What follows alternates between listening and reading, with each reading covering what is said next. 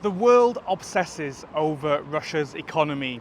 Sanctions, conflict, oil prices, but inside Russia a slower, deadlier crisis is unfolding. One even President Putin calls the country's main existential threat and talks about on television almost every single week. And in 2024, the Kremlin called catastrophic for the future of the nation. It strikes deeper than politics and deeper than conflict. Russia's real crisis is demographic decline. Hi, my name is Johnny, I'm from England and I've been living in Moscow for 8 years. And I want to tell you today about why demographic decline is Russia's biggest crisis. To understand why it matters, you have to step back. Because for most of its modern history, Russia's strength was built on numbers. In imperial times, booming population growth fueled Russia's expansion across Siberia, into Central Asia. Settlements, cities, industries were all underpinned by the assumption that people would keep coming generation after generation, even after disasters, wars, famines, revolutions. The Russian state always expected demographic recovery. And even after the devastation of the Second World War, when the USSR lost an estimated 27 million people, rebuilding the population became a national mission. The Soviet system built massive housing blocks, maternity hospitals, childcare centres. It offered women medals if they bore 5 kids, 6 kids, 7 kids. Population was seen by the Soviets as power. And by 1991, the Soviet Union had nearly 290 million people. Russia, as its largest republic, made up almost half of that. Actually, more than half of that. It was a giant, not just in land, but in bodies. And then came the fall. You see, the Soviet collapse shattered Russia's demographic engine. Birth rates collapsed, death rates soared, and the 1990s became known as the demographic hole or the demographic pit. It was a lost generation. By 1999, official Russian figures show that Russia's fertility rate had dropped to less than 1.2 children per woman, meaning couples on average weren't even replacing themselves. Life expectancy, especially for men, fell to some of the lowest levels outside of sub-Saharan Africa. Alcoholism, economic collapse, and a crumbling healthcare system all fed into each other. And by the early 2000s, Russia was losing around 750,000 people per year, more deaths than births. It was a demographic death spiral, and the Kremlin knew it. And when Putin came into power on New Year's Eve 1999, one of his earliest domestic policies was to stop the bleeding and get Russians having more babies. He kept creating more and more policies to encourage people to have children, including in 2006 the key policy called maternity capital, which introduced payments for families with a second or third child. And that money was allocated towards improved housing conditions, including buying or building a home, as well as funding a child's education. Healthcare funding also improved over this time. Mortality rates started to fall, and by 2012, Russia recorded its first year of natural population growth since the collapse of the Soviet Union, and it was hailed as a national triumph and proof that the country was stabilizing. But the celebration was very short-lived, because by the 2010s, the children who were born in the 1990s, that very small generation, reached adulthood, and there were simply not enough young women to sustain higher birth rates. No matter how much money the government offered, there were just not enough people, and more problems followed soon after. COVID came, and official Rostat data reports show that 500,000 people died of COVID between 2020 and 2021. Other international estimates suggest that figure is actually even higher. And of course, most of these people were elderly and vulnerable, but not all of them. And as a result, in 2021 alone, Russia suffered its largest natural population loss since the Second World War. And then, of course, came February 2022. Many of those who died in Ukraine are young, those who would have expected to start families in the near future. And there's also been a significant emigration of the young, educated and urban Russians, with hundreds of thousands moving abroad. And this is prominent, for example, in the IT sector. In fact, according to Russia's Minister of Digital Development, Communications and Mass Media, about 100,000 IT specialists left the country.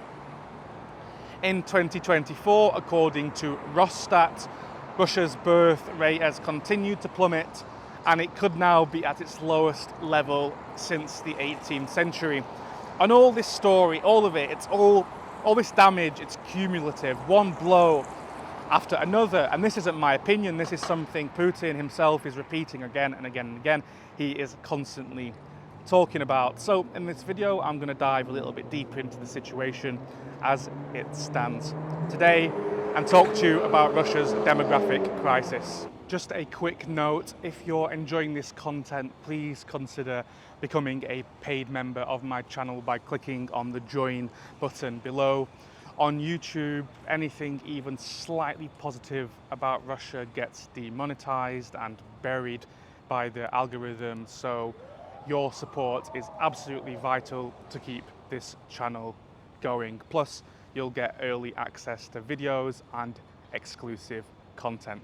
Thanks a lot.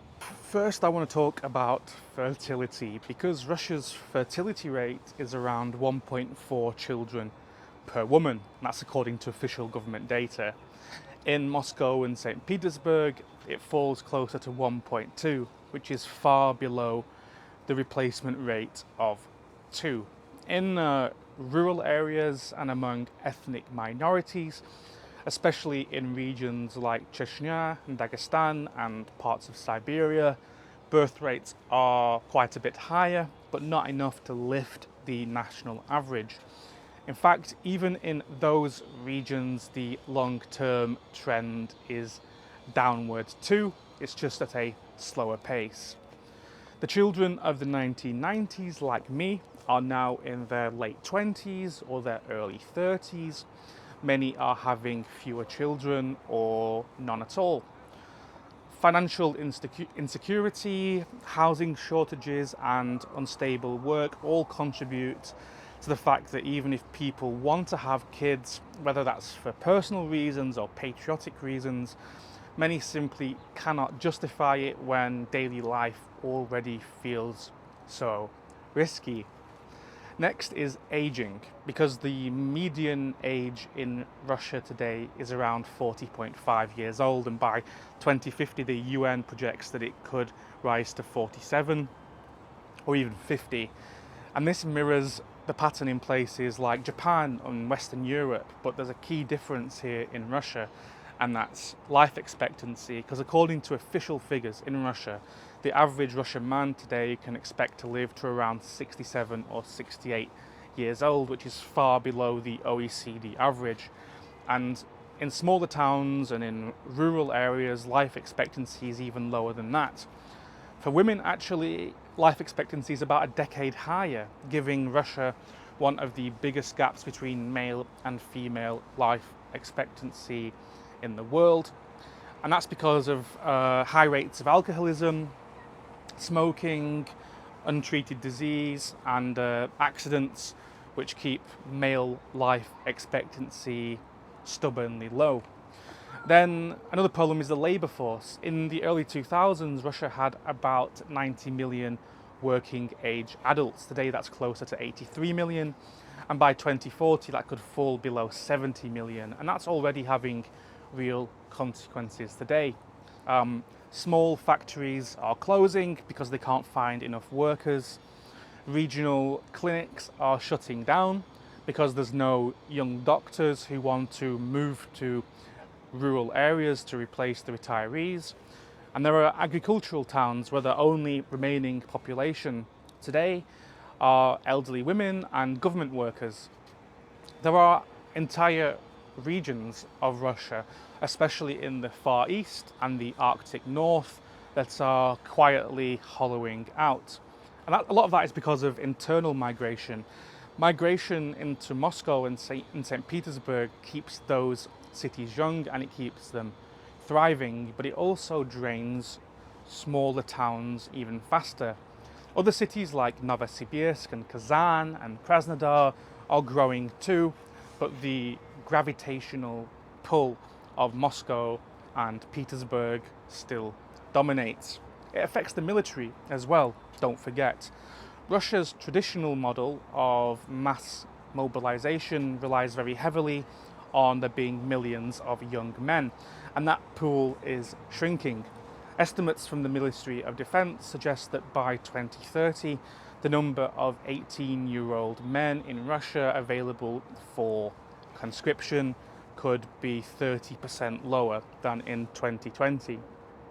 And finally, I want to talk about migration. You see, in the 2000s and 2010s, millions of migrants from Central Asia, that's Kyrgyzstan, Uzbekistan, Tajikistan, they all helped keep Russia's economy running by filling lots of these gaps left by falling birth rates.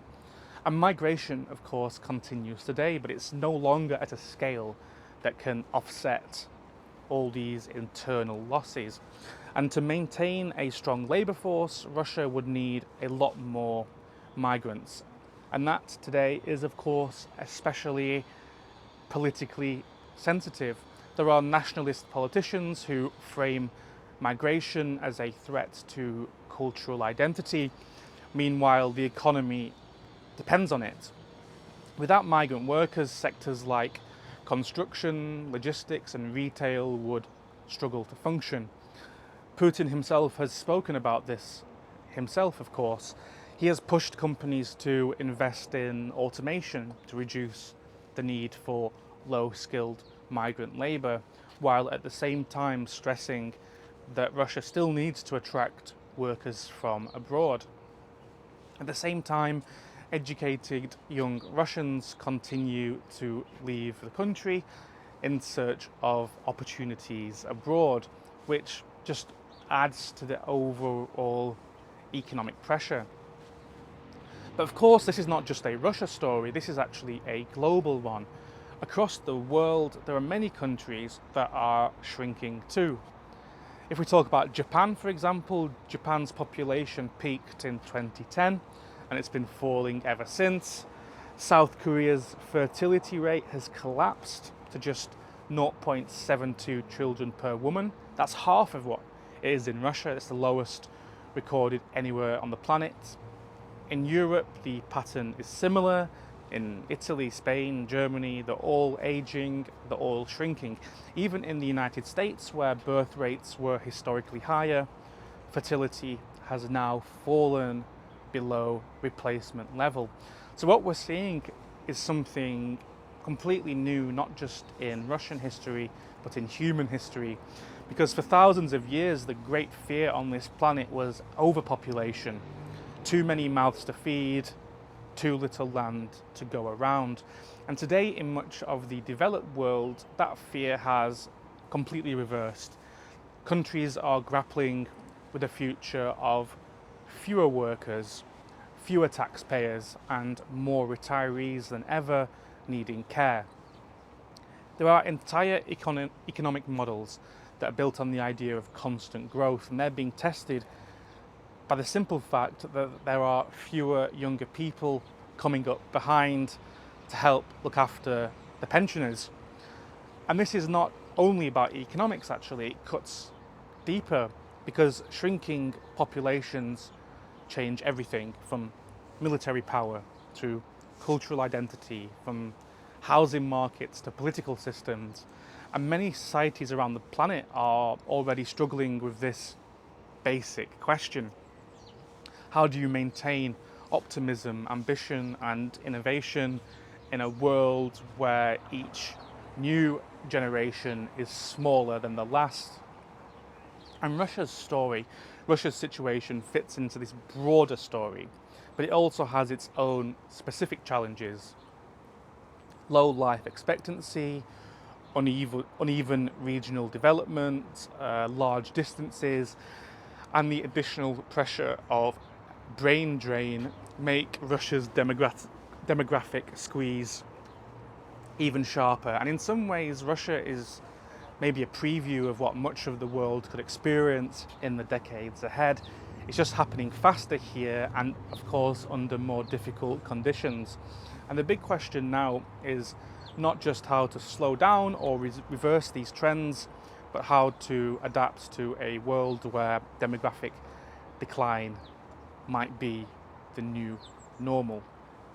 So, what is Russia doing about it? It's actually quite a lot, because the Kremlin knows all about this problem.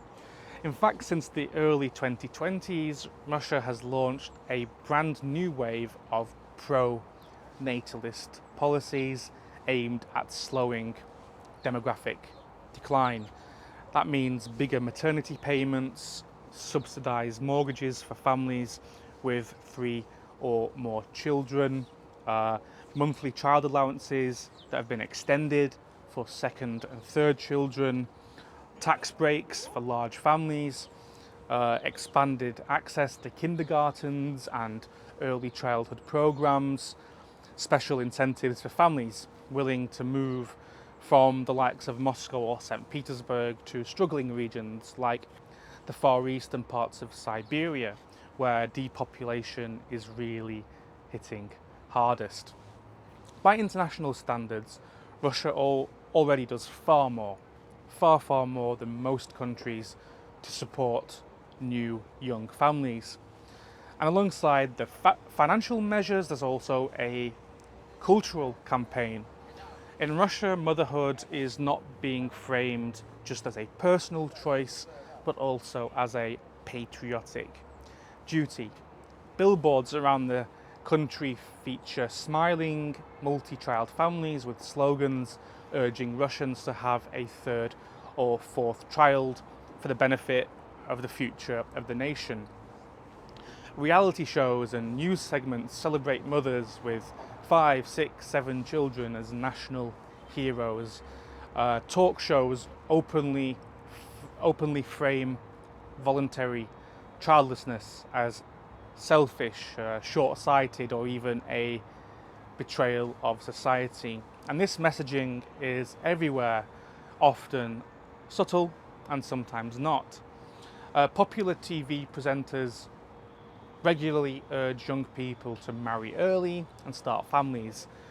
Government-linked media outlets run stories warning about the dangers of Western individualism and praising the virtues of traditional family life. School textbooks as well have been quietly updated to stress the importance of large families for the health of the nation. Furthermore, anti-natalist messaging, which is called the child-free movement, is totally illegal now. In my opinion, so far, the impact has been fairly limited. Russia's fertility rate has remained low, even after new programs were introduced. Financial incentives can ease some of the burden on people, but they just can't fix a lot of the deeper problems like unstable work, unaffordable housing, overstretched public services. And this actually reminds me a lot of my friends back home in the UK. Many of them have great jobs, steady incomes, high incomes, stable lives by most standards. And yet they feel like they can't afford to start families. They're waiting for, they're definitely not waiting for bigger government checks. They're waiting for something harder to deliver, which is more of a sense of security about the future. And I think the same is true for my friends in Russia too. And if we look ahead, I think these two paths diverge. One is relatively optimistic, with birth rates among ethnic minorities remaining higher, enough to soften the overall national decline. Healthcare reforms, if they're implemented seriously, could definitely slow the rise in deaths, especially among men. Managed immigration too could ease some of the pressure on the shrinking workforce, which would help keep key sectors afloat, like construction, logistics, healthcare, and education. And in this version of the future, Russia does not collapse demographically. It shrinks, yes, but steadily and predictably without sudden shocks. This would be a gradual adjustment rather than the free fall. Yes, smaller towns might continue to empty out, but the big cities like Moscow, St. Petersburg, Kazan, Novosibirsk, Yekaterinburg would stay vibrant. Economic activity will probably concentrate even more around a few hubs. Life expectancy could inch upward, and the overall picture is one of decline, but decline on manageable terms. That would be a softer landing. And there is a second path, a more negative one, which would be a continuation or even an acceleration of today's trends. Continued emigration, especially of young, educated and ambitious Russians, persistently low fertility rates across nearly every ethnic group and every geographic group, an aging population leaning ever more heavily on the shrinking base of workers and taxpayers, regional equality growing worse and worse as some areas cling to life while others are simply abandoned. And in this possible scenario, economic stagnation would feed into social stagnation, schools closing because there are no children, hospitals shutting down because there are no doctors, towns losing their last factories and their last universities, basically the last reasons for people to stay in smaller places. Life in much of Russia's vast interior would become a matter of survival rather than prosperity. And by the year 2100, the UN projects that Russia's population could fall to 80 or 90 million people, which is still a large country on paper, but is hollowed out from within. A giant nation stretched across 11 time zones, struggling to fill its own land. And in this scenario, vast tracts of Far East and Siberia would become effectively depopulated, and cities that once had hundreds of thousands of people might shrink into villages. If you like this video, you might enjoy this one where I talk about more ways the West and Russia are not so different, including birth rate issues.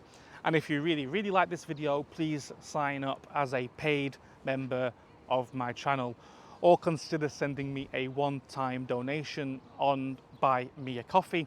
The link to that is in the description of this video. If you're Russian, you can also subscribe to me on the website Boosty. You can pay there in rubles. Thanks.